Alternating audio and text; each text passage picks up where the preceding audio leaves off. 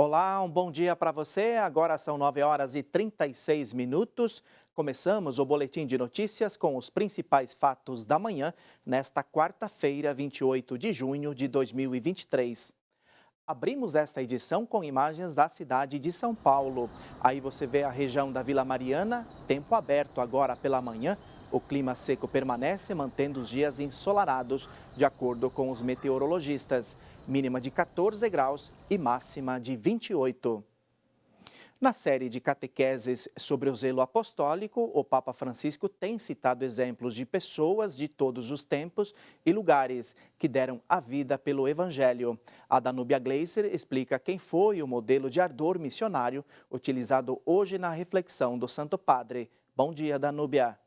Bom dia a todos. O Papa falou do exemplo da religiosa Santa Mary MacKillop, fundadora das Irmãs de São José do Sagrado Coração, que dedicou sua vida à formação intelectual e religiosa dos pobres na Austrália. Mary nasceu em 1842. Ela, juntamente com seus pais, emigraram da Escócia para a Austrália. Quando jovem, ela se sentiu chamada por Deus para servi-lo e percebeu que a melhor maneira de fazer isso era por meio da educação dos jovens. Uma característica essencial de seu zelo pelo Evangelho consistia no cuidado dos pobres e dos marginalizados, afirmou o Papa. Em 1866, ela abriu a primeira escola em um pequeno subúrbio do sul da Austrália. Em seguida, fundou outras comunidades rurais da Austrália e da Nova Zelândia. O zelo de Mary em divulgar o Evangelho entre os pobres a levou também a realizar várias outras obras de caridade para acolher idosos e crianças abandonadas. Que seu exemplo e sua intercessão, rezou o Papa, amparem o trabalho cotidiano dos pais, professores, catequistas e de todos os educadores pelo bem dos jovens e um futuro mais humano e cheio de esperança, expressou Francisco. Ao final, o Papa lembrou que amanhã a Igreja na Itália celebra a solenidade de São Pedro e São Paulo. O Santo Padre pediu a intercessão desses apóstolos que deram a vida por causa do Evangelho e concluiu a audiência rezando pelo povo ucraniano. De Roma, Danúbia Gleiser para o Boletim de Notícias. Obrigado, Danúbia. A visita do cardeal Mateo Maria Zuppi a Moscou e a prisão de mexicanos acusados pela morte de imigrantes são destaque na imprensa internacional de hoje. Cardeal Zuppi em Moscou. A notícia é destaque do Avenire. O cardeal está na capital russa em uma missão de paz confiada pelo Papa, que também já o levou a Kiev. A agenda oficial não foi divulgada, mas o presidente da Conferência Episcopal Italiana celebra hoje na Catedral Latina da capital russa. Amanhã se reúne com o patriarca ortodoxo Kirill, uma das etapas mais importantes de seus 2 dias em Moscou, por ser uma chave político-diplomática, mas também em termos de relações ecumênicas entre a Igreja Católica Romana e a Igreja Ortodoxa mais numerosa do mundo.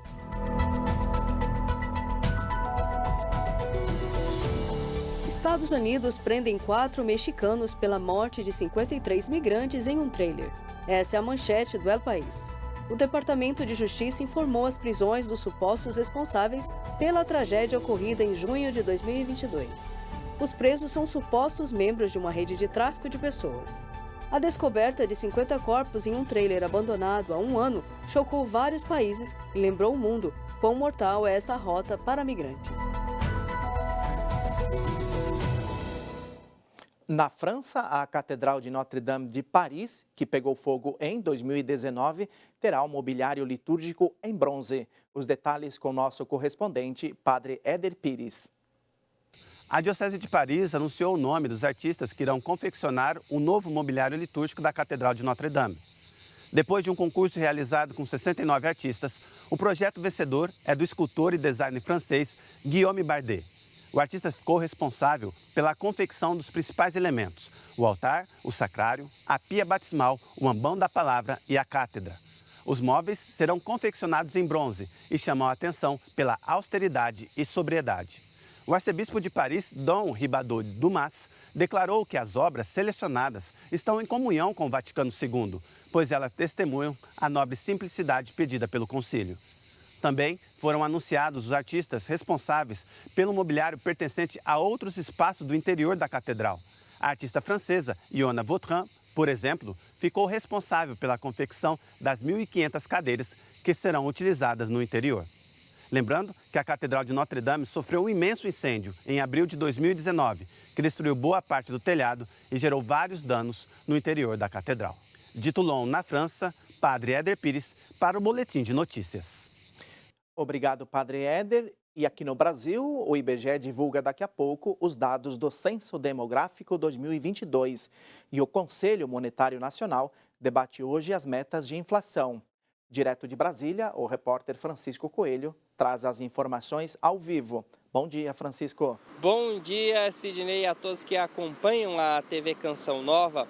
Hoje serão divulgados os dados sobre o tamanho da população brasileira e o número de domicílios. Esses dados serão divulgados pelo IBGE. A coleta dessas informações começou no ano passado, após adiamentos provocados pela pandemia. O censo deve ocorrer a cada 10 anos, mas o último foi em 2010. Essas informações são fundamentais para a elaboração de políticas públicas e também para definir a distribuição de recursos da União para estados e municípios. Essas informações devem ser divulgadas ainda hoje ao longo do dia.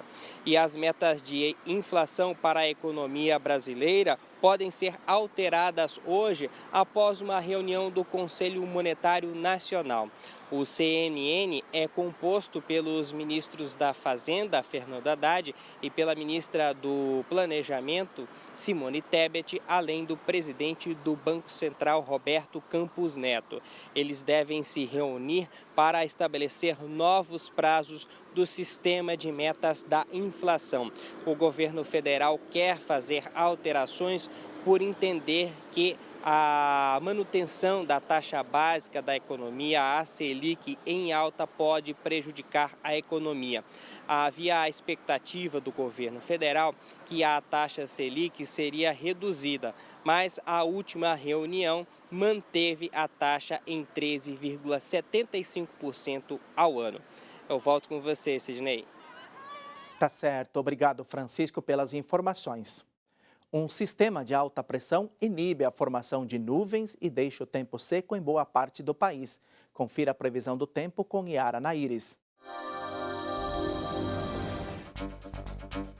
Tempo seco e firme devido à atuação da alta pressão atmosférica que inibe a formação de nuvens de chuva em boa parte do país por toda a área em amarelo que vai desde o Amazonas até o Paraná.